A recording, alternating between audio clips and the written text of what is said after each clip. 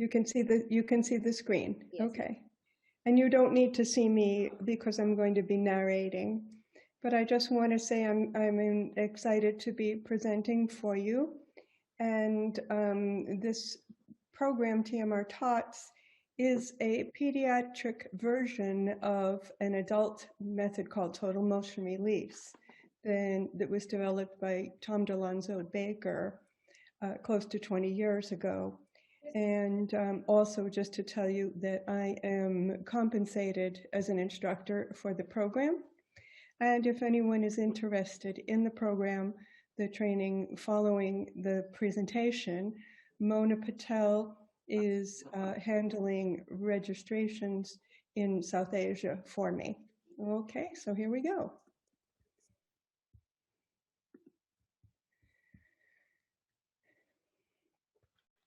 So this is my contact. World attention for the pain-free treatment of congenital muscular torticollis has really captured the excitement of TMR, but it actually was originally developed for CP and then found applicable to other diagnoses. So did you ever wonder where to start? We dialogue with the parent. What does the family want that the child wants to do? We set up the toys to interest the child. But what if we have too many choices for where to start with the child? And what if the alignment is dysfunctional? What if he's struggling to sit or stand or to do activities or even breathe well? What if the trunk is rotated to the side and he can't access his left arm to be able to participate?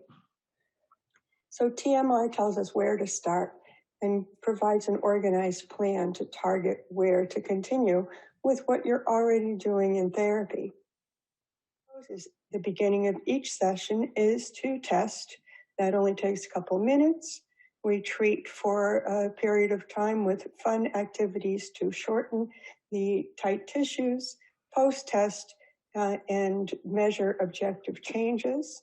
So in this case, the boy now can access his glutes and abs to begin to develop control there and provide lots of sensory input to feel the improved posture. And the balance of the session is participation to explore what targeted activities will help him to be able to use his newly accessed range and look at areas that were previously over lengthened that he can now shorten to stabilize that posture. The key to setting the stage is looking back on the ICF model to the balanced postural foundation. And how do we achieve that first? By removing the blocks. Dr. Susan Blum? Yes. Before we can we start the session? Why do we focus on alignment hang on. First? Yes, I'm sorry. Yeah. Should we start the session, ma'am? Start it again? So you would continue the session, right? Are you not hearing the session? Yes, ma'am. Okay. Okay. So I'm sorry, what did you want me to do? I would just give you a brief introduction of yours, and then we would continue on. Okay, sure. Yeah. So good morning and welcome everyone to a bright new day. I'm sure we would be seeing more of cheerful faces and happy smiles this end, and the same as well on the other side as well. With the treasured knowledge from the last day, we are excited to start with today's day. Begin with, we have an awesome speaker for the day to start with. That is Dr. Susan Blum. So, Ma'am has completed her Bachelor's of Science in Physical Therapy from University of Vermont.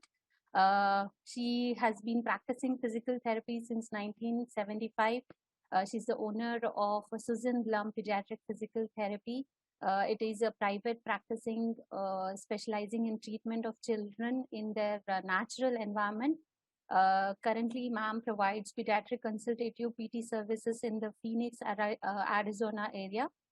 Her practice includes patients with a wide variety of pediatric issues, including cerebral palsy, orthopedic issues, gait asymmetries, torticollis, developmental delays, and other neuromotor disorder. She has an extensive experience treating adults with neurological, orthopedic, and women's health disorder using a variety treatment techniques, which has been incorporated in her approach with children as well. In 2007, ma'am discovered the TMR adult program, which she then adapted for her early intervention clients in the pediatric patients. Over the past 10 years, she has been conducting training classes worldwide in both online as well as in-person formats. Several thousands of therapists have and the caregivers have been benefited from implementing the TOTS concept to help their patients accessing mobility and achieve outcomes which were beyond any previous expectations. In addition to this, teaching monthly seminars, Susan enjoys the opportunity to help therapists master the TMR concepts with one-on-one coaching by phone as well as through emails.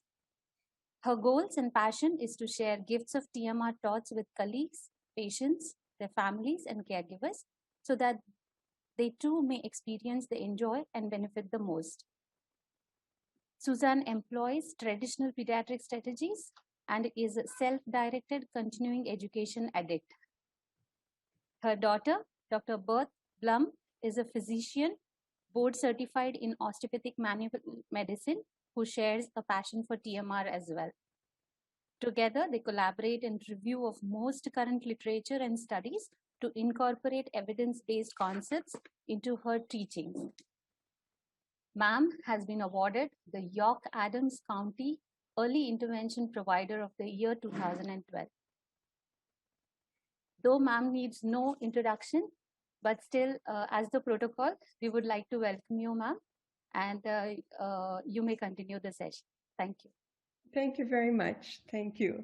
So, here we have the.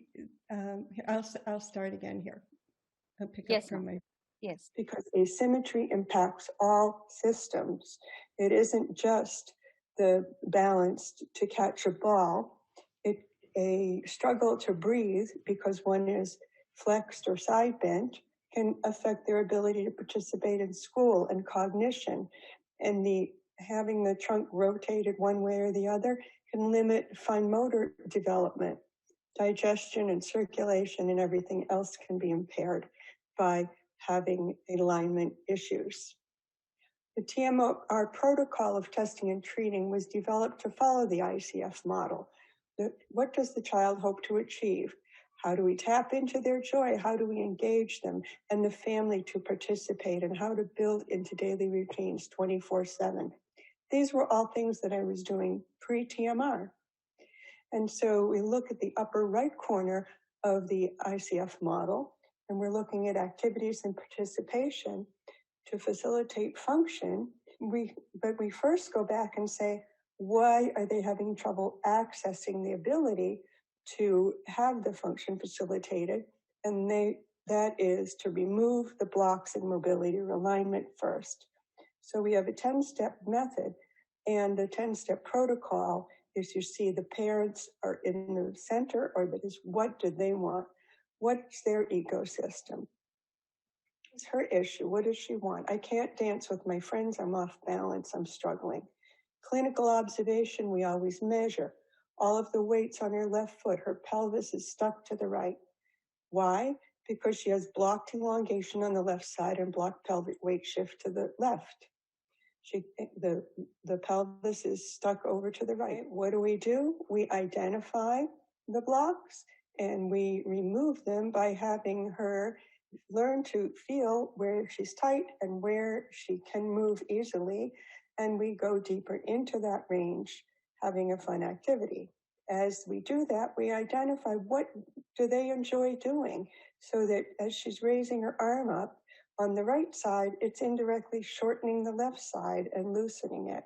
So it becomes a targeted therapeutic dance motion. Post-test, from the left to the right, you see the change in alignment. Now we're ready to do whatever else you might choose to do, but we have a better base. This is the starting point for all of the participation that she might want to continue to engage in. Participation at home. They teach back. There's a teach back step to show us how they're going to follow through. And that's targeted with frequency and repetition that the child enjoys 24/7. They choose what they do.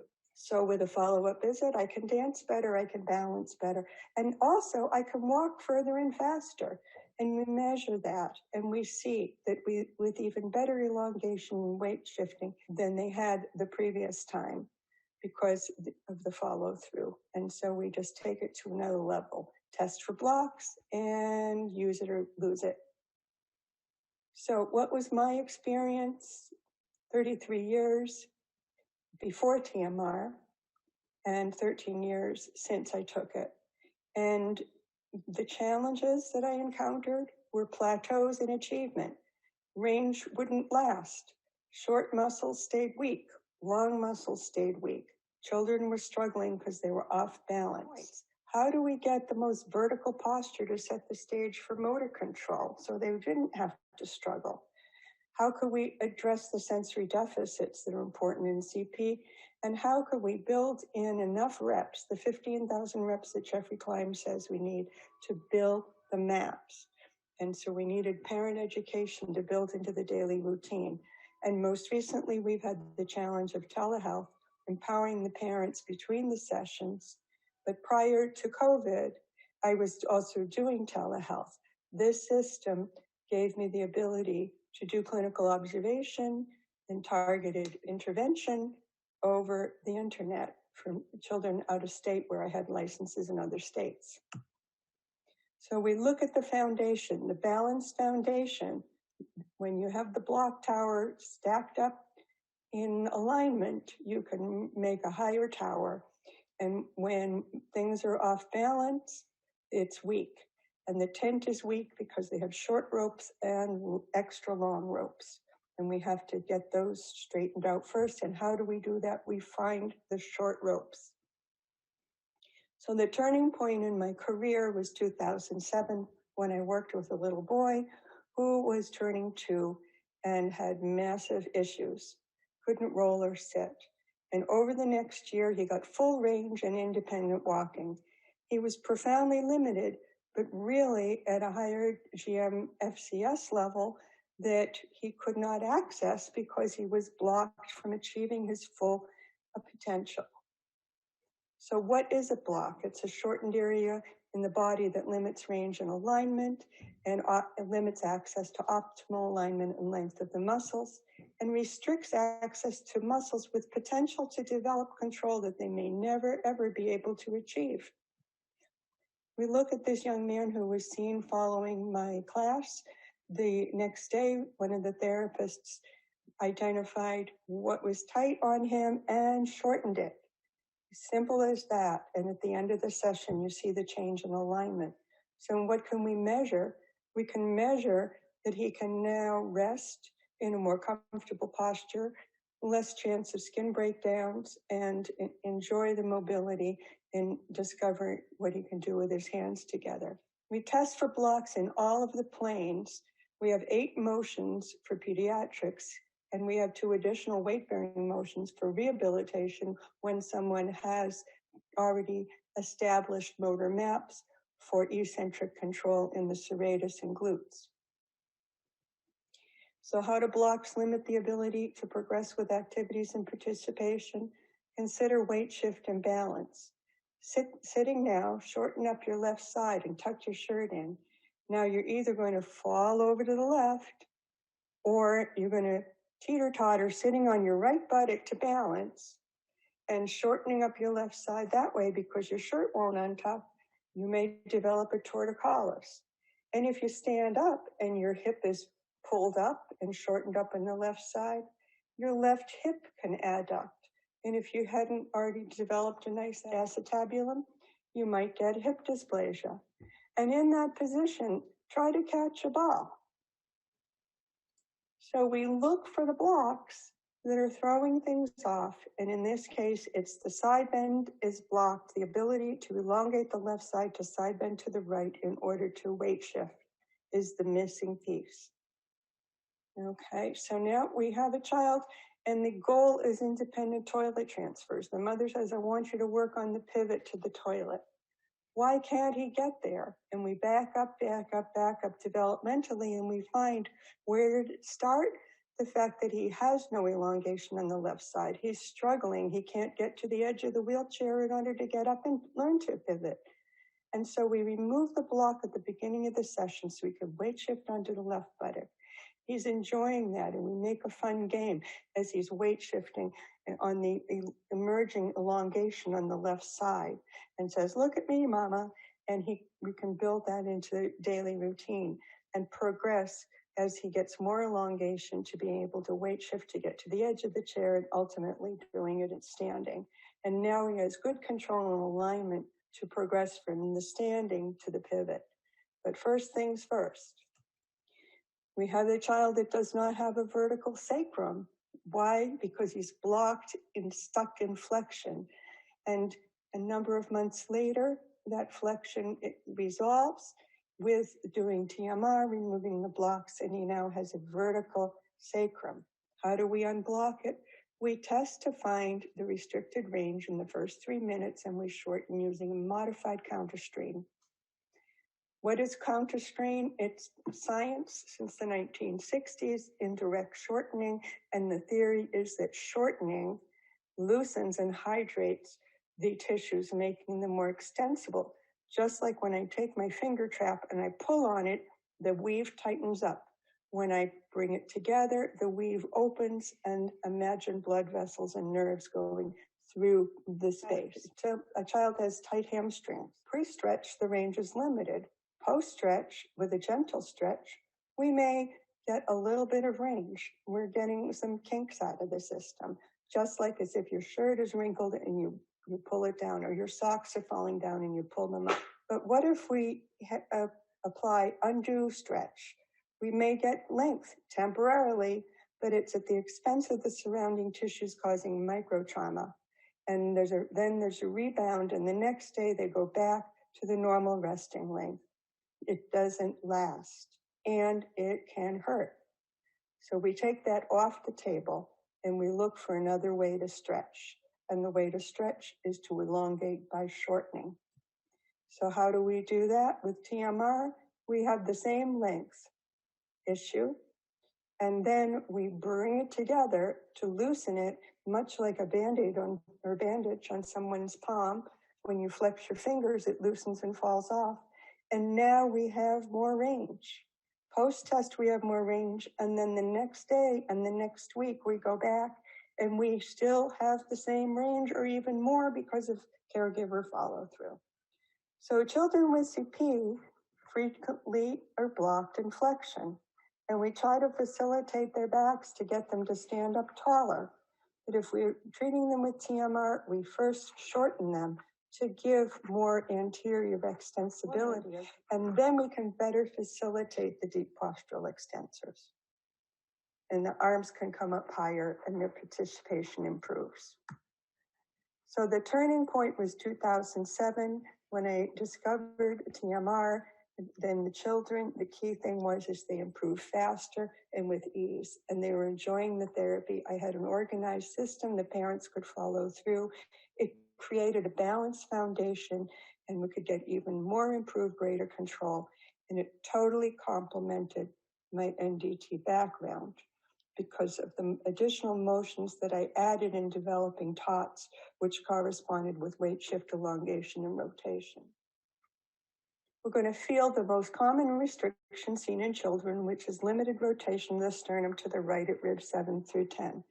So if you take your shirt, this is interactive, take your shirt and pull it diagonally down toward your left hip, the left ASIS, so that you're pulling your shirt from your right shoulder down across your body, kind of like a Boy Scout sash on backwards or a Girl Scout sash, going from the right shoulder down to the left hip.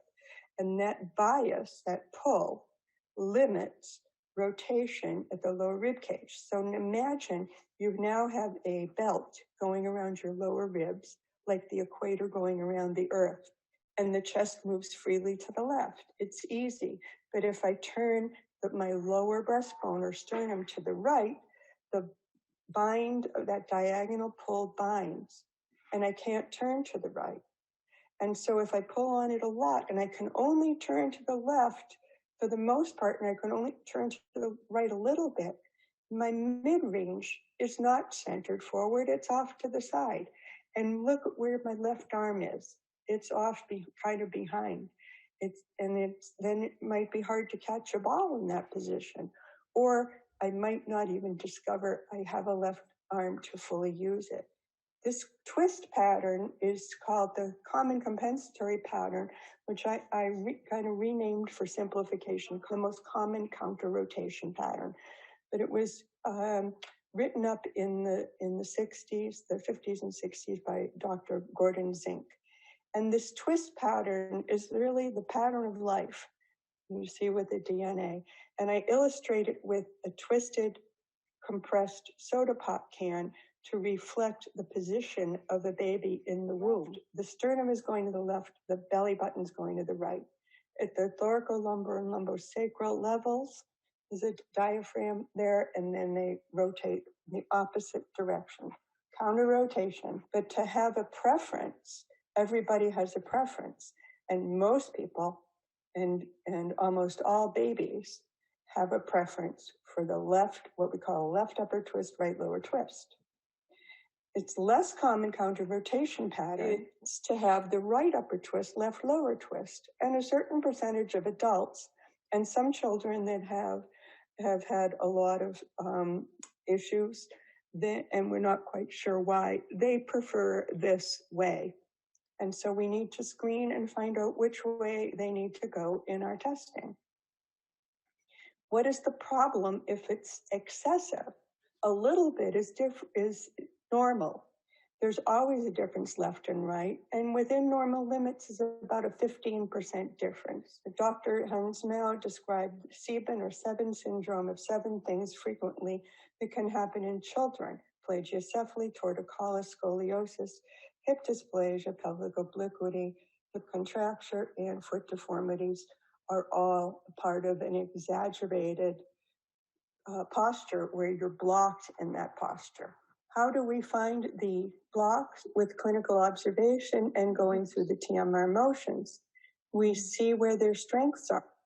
Oops, sorry, I just wanted and that is my GPS to use my NDT choices and simultaneously empower the caregiver, releasing and improving mobility, identifying new available range and functional potential, targeting the activities to use those ranges, building on strengths, all the while providing sensory input and body awareness so that the child can feel and get in touch with where their body is while they're having fun. Feed it with what they have missed out on in their previous immobilization. So let's explore your easy side. So stand up as if you want to push a heavy object, and you have your chest forward and you're going to have one foot back. So if your right foot is the one you chose to put back, your pelvis is to the right relative to your sternum. Your sternum is to the left. And that's a left upper twist. And that left upper twist then would be that you have a preference for rotation at rib 7 through 10, that belt around your lower rib cage to go to the left. Now we're going to compare to the right and see if the range is less or does it stop more abruptly. And so one of the children said, the way that feels fluid is my jelly side. When I turn to the left, it feels like jelly, and I feel like if I stay there a little longer, I can go a little further, like playing with silly putty. When you play with silly putty and you hold it and you can bring it and make it go a little bit longer. But when I turned to the right, it was like tape, and it's taffy, and it's pulling, and it's binding. It feels like there's a piece of tape there. So put your fingertips at the base of your sternum and slowly, slowly, slowly rotate until you feel the first catch, as if you're going to do a yoga pose, rotating to the left, and go to the right. And if, when you were standing, your right foot was back, so your chest was more to the left, your belly was more to the right, and you have a preference for a left upper twist, you will feel that you stop sooner, or it might be something yucky about going to the right. And what do we call it? The yucky side. Now let's explore how we release. You put your fingertips at your lower sternum and slowly rotate to the easy side, which might be the left, if that was the left one, and stop as soon as you feel tension and hold it and breathe. And as if you're doing a yoga pose. And for 2 minutes, you're going to hold it and breathe. And if you can pick up a little bit more slack, fine, but do not stretch it. So you're holding it, holding it, holding it, holding it, holding it. And breathing and holding it and going a little deeper and breathing it and holding it and going a little deeper. And we'll do that for another minute. And then we're going to retest. While we're doing this, I'll show you this picture too. If your left side was the easy side, your mid-range might have been way over to the left. The objective is to improve the motion to your hard or yucky side. And so when we post-test, we want to see if did that change, in which case your mid-range would also improve, that you would be closer to center. As you go to the left, if you're the child with CP hugging a pillow, because that feels good and safe and cozy, you're also learning to go to your easy side. And then afterwards, we're going to explore with sensory input the new available range, which I call the discovery zone, the new range on the hard. Now we'll come back to your testing. Put your fingertips at the base of your sternum and rotate slowly, slowly to what was your hard side. So if you were going to the left, retest to your twist to the right and see if it changed. Okay? And hopefully it did. If it got worse, then you either went too fast or you chose the wrong side. The issue is people go too fast or too hard and they pass the end of the silly putty range and they're overstretching to the left. Now, I have a question. Are we still going to need to stop in 10 minutes? Because we got a later start, but it's more important that I show you a case study. How much time do we have? Ma'am, you can continue. Okay. The next speaker will be at 9:50. Okay, great, perfect. Hopefully it got better. Then what do? We do sensory input. Worked on her blocks, and now she's getting sensory input to feel where her body is in space in a way that she's supported and comfortable, saying, feel your head, feel your back, and doing a little wall slide up and down so she can feel where her alignment is now. And you see, she looks pretty happy because it feels great. So the first step is release, the second one is organize the sensory input, and the third one is activate, use it or lose it.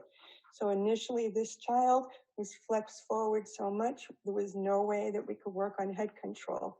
His sternum was all pulled down. We shortened it up to release that front block, and that tape has more length, and now we can go in directly opposite where he was flexed and facilitate both his posture, and because he's straight enough, we can begin to work on head control, which neither would have been possible before because his back was over-lengthened and weak. But now he has alignment. And this young lady, she was referred at 28 months, had been getting therapy her whole life, and appeared to have a triplegia, was actually diplegia. She lost the ability to control her right arm because she'd had it locked in pronation, her forearm, to stabilize, trying to hold herself up. And she appeared to have hip flexion contractures, and actually it was that pull, so from that diagonal pull extending across her left hip. So if you take your shirt that you were pulling down to the ASIS on the left, to your left hip, and instead you tack it to the front of your thigh, when you stand up, you're off balance, you're twisted, and your hips are flexed. It's a child that could not stand up. Family follow through, she could hold a spoon and she's independent on the step. So now you're going to stand up and side bend to the left and pull your shirt down diagonally to the front of your left thigh and just feel that yourself. Feel how your right forearm makes pronate to stabilize and how your hips flex. And in that twisted position, try to do a pelvic tilt and see that it may be hard to access your glutes. And they are over lengthened, so they can't get a good purchase on them. So in the children that are in this pattern in the womb, typically developing children, if they're stiff a little bit, they come out and they work out the kinks. But children with CP and other medical issues may not ever work those postures out, and they might stay in that position in the womb. That is the theory. Sometimes what we do may have the child enjoy the newfound mobility to participate with more ease and just to rest and breathe. Those might be the functional changes. This child clearly has severe tone issues, but also was limited by the blocks. Remove the blocks and he has mobility to be able to enjoy doing something. But sometimes the sky's the limit and the child is blocked and may have had adaptive shortening from the stabilization. The mobilizers become stabilizers from prolonged holding. And we treat those motions with TMR and release them.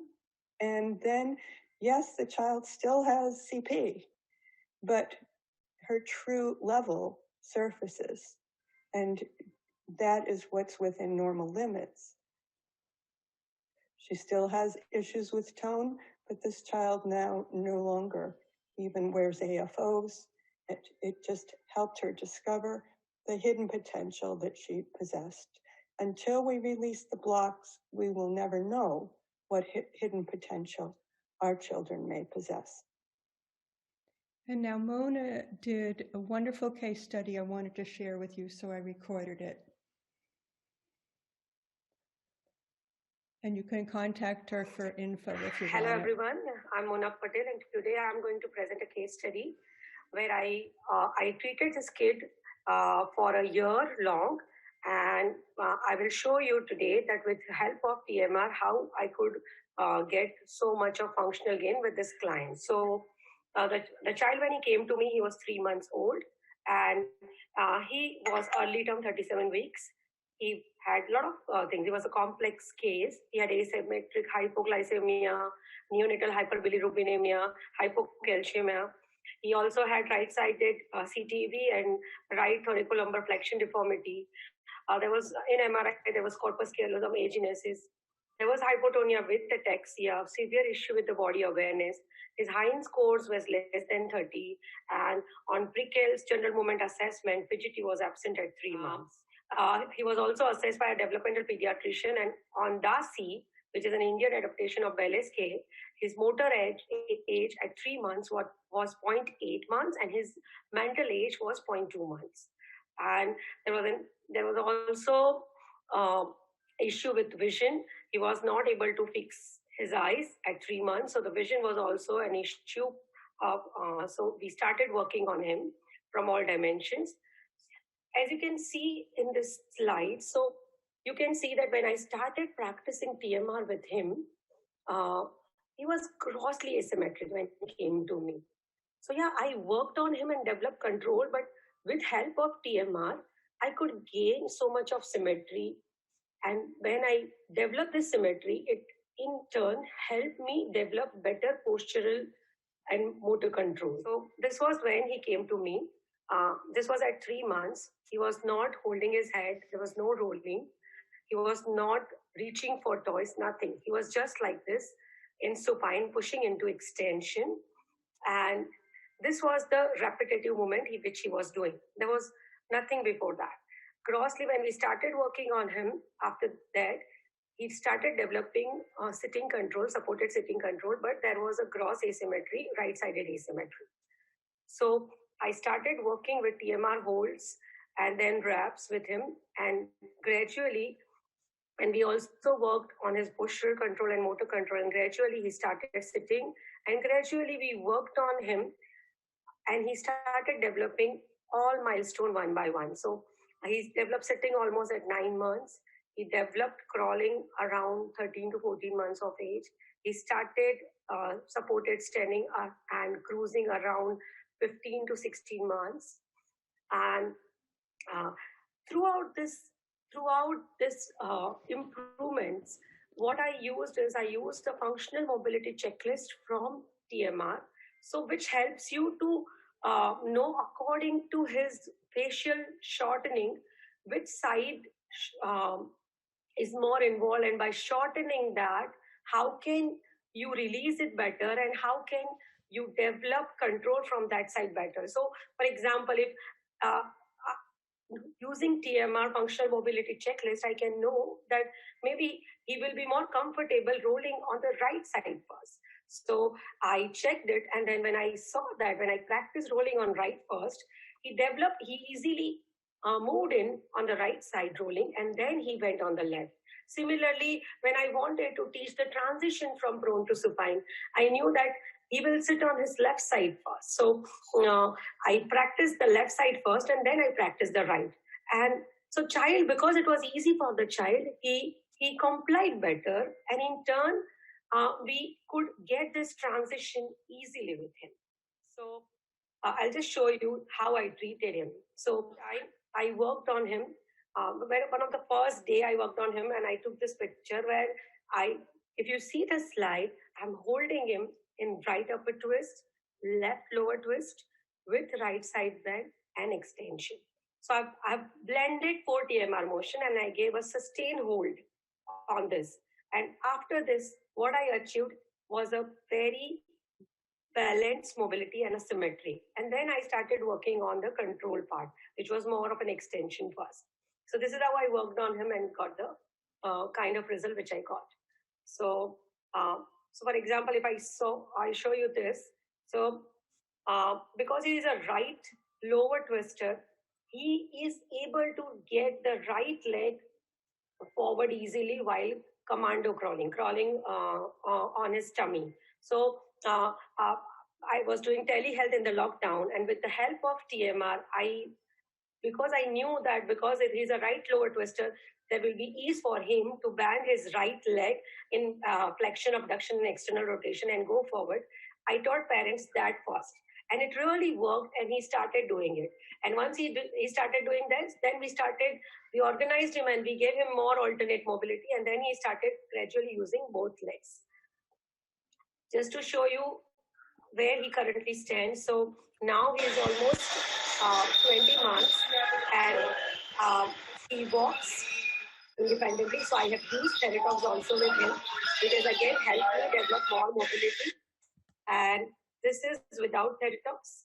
So if you can see now, he confidently walks independently without anybody. One of the major challenge with this child, which I had, is that he was throwing his body back a lot when he started walking independently, because he had very poor body awareness. But when we started using the TMR, the motor control way, where I worked on the better side first, and then I took the help of the better side to work on the affected side, which was the right side. And then I took the help of Teratox to get more postural stability. And the combination helped me reach the level which you see now. Thank you. In the time of pandemic, I was working with my kids, which was like a first-hand experience for me to work through telehealth. But TMR helped me immensely. This is a child, GMFCS4. If you can see, this is a single session change where I help parents through telehealth using the TMR motion. So what I did in this session is I asked parents to first experience the 10 TMR motions on them. Then when they understood, I helped assess the 10 TMR motions with the child and take 3 to 4 TMR motions. And we practice those 4 TMR motion in that session. And the parent did it. I just explained them. And if you can see the pre and post of the single session, you can see that the TAs are much more relaxed and quiet. The hips are much more active. There is better range. Adductors are much more quiet. And the child is more active. right? So we could make these changes just by practicing 4 TMR motions, which again, parents practiced it and not a therapist. So to me, from the context of India, I felt that was a really, really good experience and a good help in terms of TMR. And I also treated a guy from Delhi, which I had never seen physically for almost 8 months through virtually. And TMR helped me immensely, especially when he was in plaster.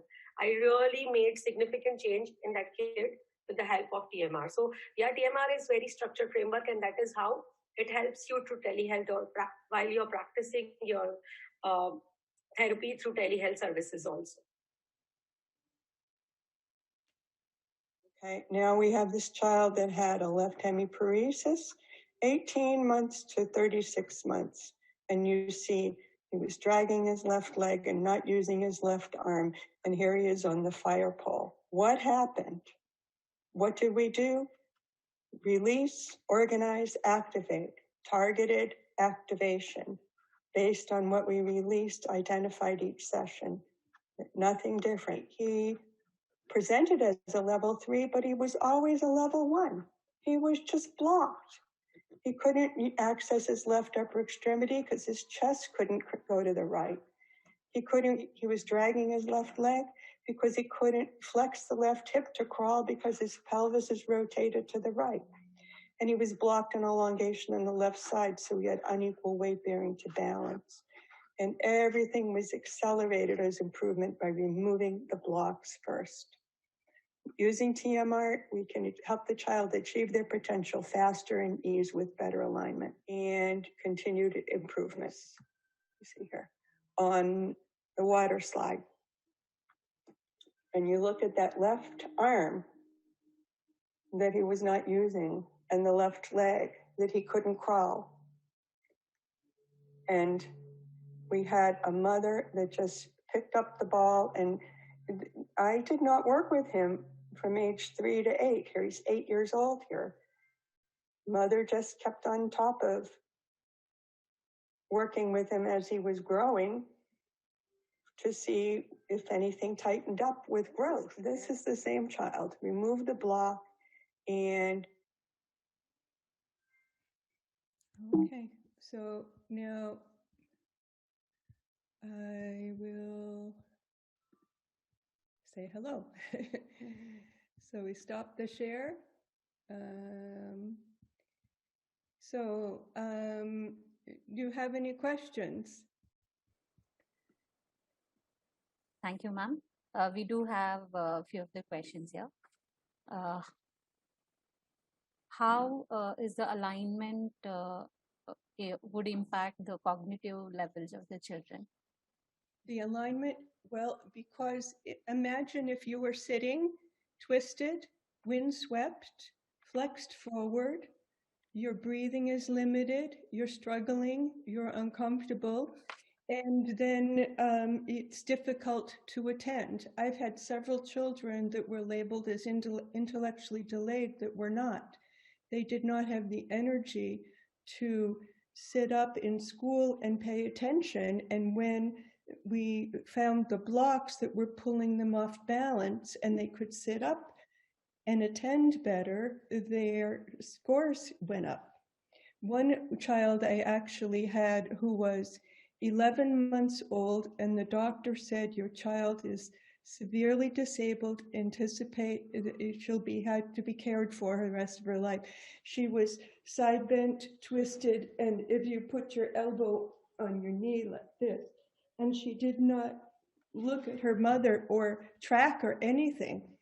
When we got rid of the blocks and she could sit up, the lights came on. And so she actually got an award in math when she went to school. Yes, definitely.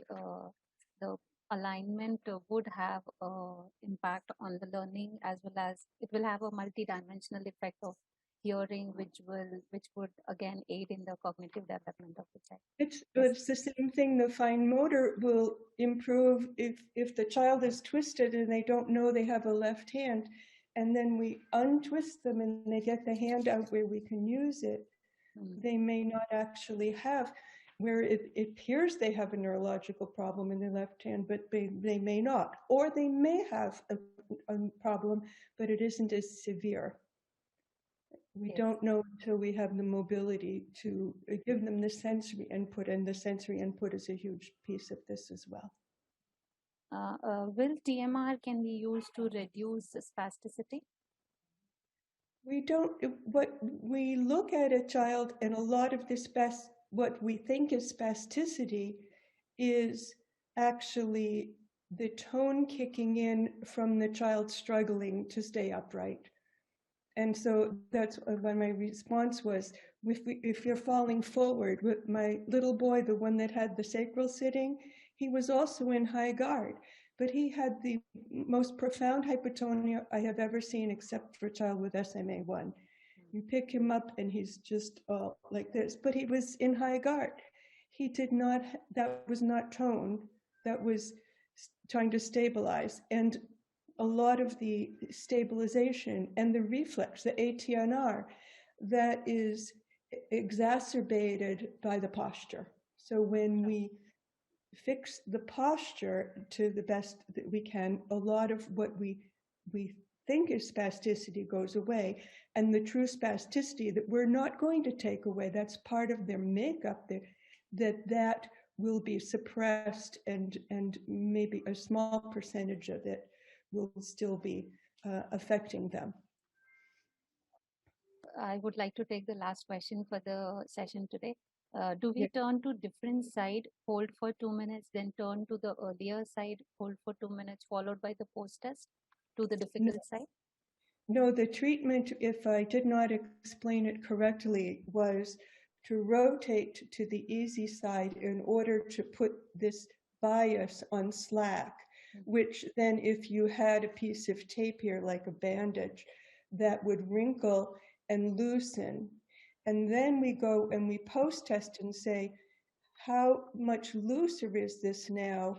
And the only thing that we do on the hard side then is to give the person the opportunity with something fun to feel the new mobility. But the shortening, the counter strain is only done to release the tissues on the short side. And the tissues being tight on the short side in rotation are represented by the diagonal bias. So the activate is to explore the other part. If, say, for example, a child was in a kyphosis, we only flex to release the front, and then we would facilitate the back, but we wouldn't make them try to extend.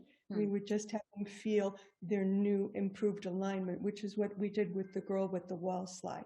She stooped forward, and now I can facilitate my back. Okay. Dr. Susan Blum, there's a lot of questions and people raising hands.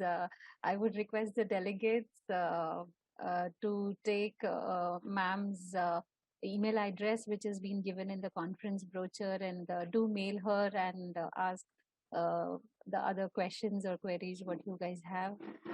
Thank you so much. I'm always happy to, and also they can WhatsApp me, and we can speak on the WhatsApp if they would like to as well. But send me an email, tmrtots@gmail.com, and I'm happy to share with you. Yes. So I hope all of us have had a wonderful session today and use this TMR thoughts for identifying the limitations and in the mobility and make our children more and more functionally independent. I also take this opportunity to thank Mona, who had her view on the Indian children. I would specifically want to mention in India, we want to reduce the stress on the parents, what they take both physically as well as mentally in managing these children. With TMR thoughts, definitely we would be making them more functionally independent and thereby reduce the stress on the parents as well. Well, Mona has been most wonderful, and she is the contact person now. She is going to be my instructor for South Asia, and I have a class every month. and on that we live stream. We just had one for India earlier this month where I got up in the dark and did it so that the time worked. And but she will be a future instructor, and then I hope to come to see your wonderful country when the COVID is. It would be pleasure would all be ours, Susan Blum. Thank you so much. Thank you for gracing the session, and thank you, delegates. Okay. Good. I would say good morning for good night. Okay. Bye-bye. Bye. Thank you.